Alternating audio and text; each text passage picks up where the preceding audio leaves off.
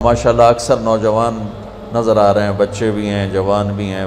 اور سفید بالوں والے تو بہت تھوڑے نظر آ رہے ہیں۔ میرے رب نے اپنی نبی کی بے شمار لامحدود صفات میں سے ایک صفت کا نام لیا، یرید ان یبعث امیا من الامیین، کہ میں ایک نبی بھیجنے والا ہوں،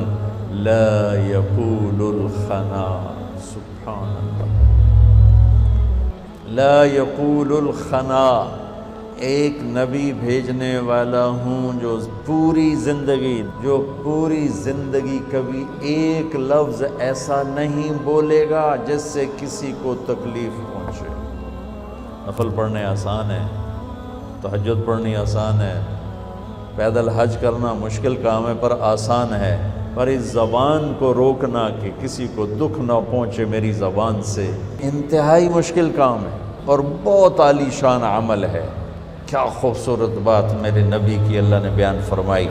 ایک نبی بھیج رہا ہوں جو پوری زندگی ایسا بول نہیں بولے گا جس سے کسی کو تکلیف، کہ کہنے والا کہہ رہا ہو یا طارق جمیل نے ایسی بات کی نا میرا دل ہی توڑ کے رکھ دیا۔ یہ جملہ میرے نبی کے بارے میں نہ کبھی کوئی کافر بولا اور نہ کوئی صحابی بولا اور نہ کوئی اپنا بولا نہ کوئی غیر بولا، سبحان اللہ، کہ زندگی میں زبان سے پھول جھڑے، شہد جیسا میٹھا بول نکلا۔ ایک بڑے صحابی ہیں، ان کا نام ہے ابو دجانہ، یہ بڑے صحابہ میں ہیں، میرے نبی کے سفروں میں ساتھ رہے، اور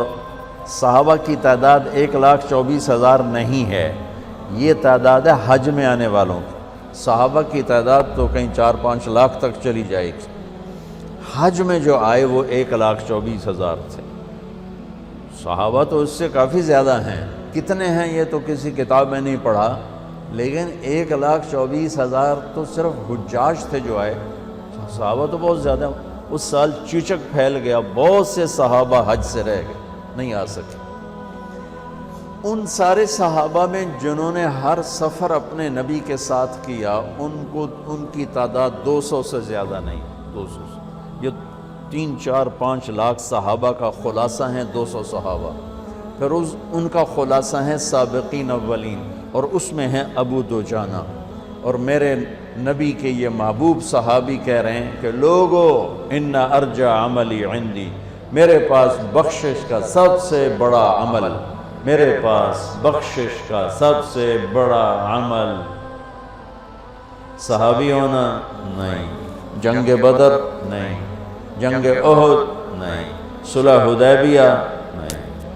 جنگ خیبر نہیں، آخری حج نہیں، تو کیا ہے؟ فرمایا لوگو سنو،